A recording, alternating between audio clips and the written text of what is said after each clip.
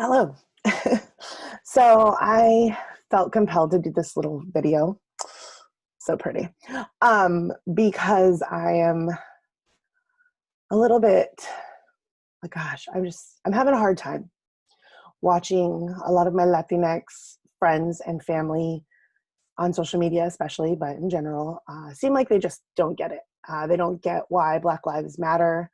They're afraid that, you know, the Black Lives focus doesn't include Latinx people and their lives mattering and the racism that they experience, or just they don't feel like it's their fight. And I wanted to tell everybody a little story. It's a true story. So if you want to learn more about this, the best documentary that I can put forth is called Stolen Education. For those of you who know me, I am an educator. So when it comes to talking about systemic racism, a lot of my foundational knowledge is rooted in education.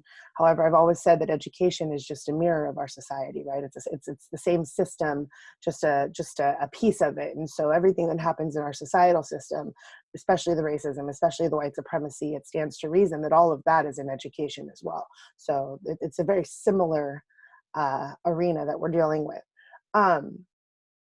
So Stolen Education is a documentary about a very important Supreme Court case called Hernandez et al. Versus Driscoll Consolidated Independent School District, which is a school district in Texas. This court case was unprecedented.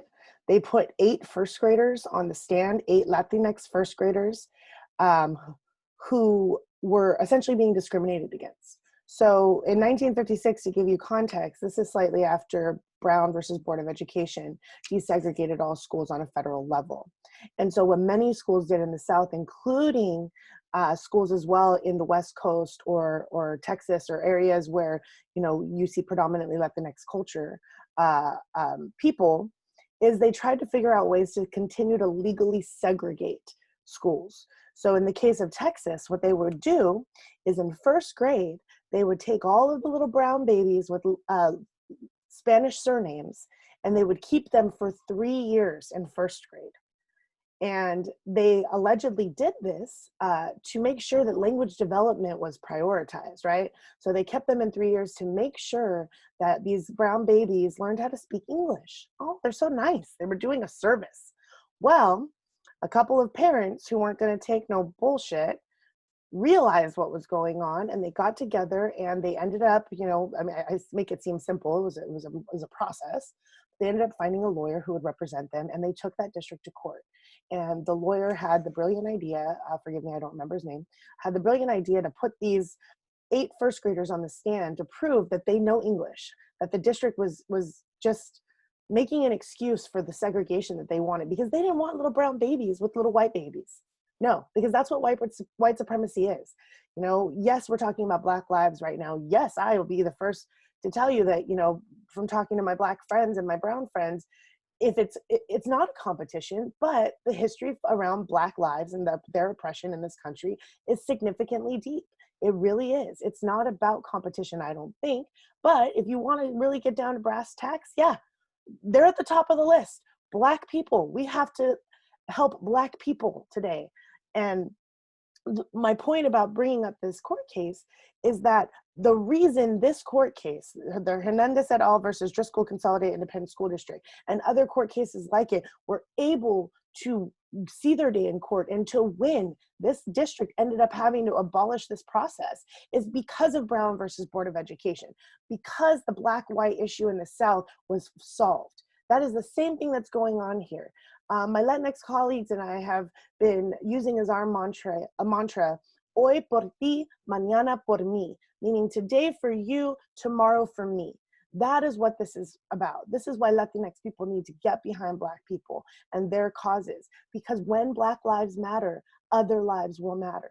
It is a hierarchical system. Not that anybody should feel that their struggle isn't, you know, worthy of noise and worthy of justice.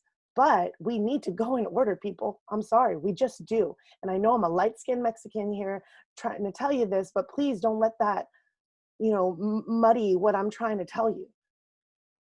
Just as in this case, these kids, these 8 kids, this documentary follows their lives. The 3 years of segregation that they experienced in first grade was horrific. It affected and rippled through their lives for the rest of their being, the rest of their days. Many of them didn't graduate high school. They were embarrassed to be 21 years old in high school still when everybody else was 18, because some system decided to hold them back for no reason other than their skin color and their last name.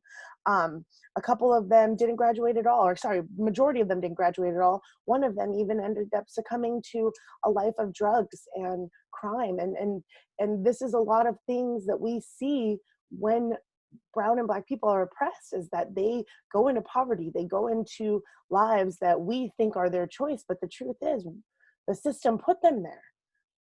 Please, I encourage you to watch this documentary, Stolen Education, if you're interested in learning more. But at the end of the day, I'm really just asking you to hear me out. From the beginning of time in terms of our country, Black people have been the canary in the mines for all other people. And historically, if you need to know what that means, they would put canaries in coal mines that would chirp and chirp and chirp. And when the oxygen would run out of the coal mines and there was no more air left to breathe, the canaries would stop singing. And that's how human beings knew to get the hell out of there. They were their warning.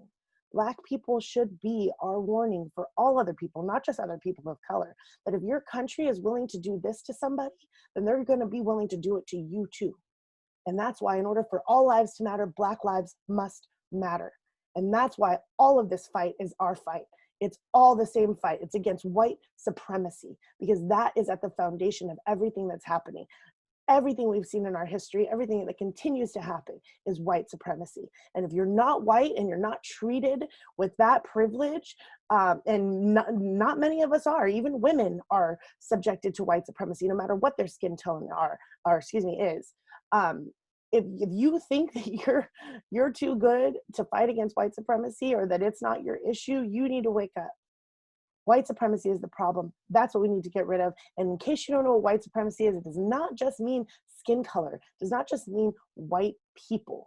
It's a system. It's a power that is at the top of all of us, saying we are the ones who truly deserve the power, and we are better than you, and everybody else just let our shit trickle all over you. That's what we need to stop. We want equality. We got to get rid of that. So what I say is, hoy por ti, mañana por mí. And I will continue to fight for that, because until Black lives matter, all lives will not matter. And my brown brothers and sisters, I hope that you can get behind that, because I promise you, just like shit trickles down, so does hope, so does love. All of that spreads. And when we can fix this system, then everybody will reap the benefits of that. Everybody. Just like when Brown versus Board of Education opened up a bunch of districts and a bunch of schools to be held accountable for what they were doing to Black and brown children. Same thing. So let's get this victory for Black people and their oppression, and let's watch it all spread over the rest of us so we can all be in a better place. End rant.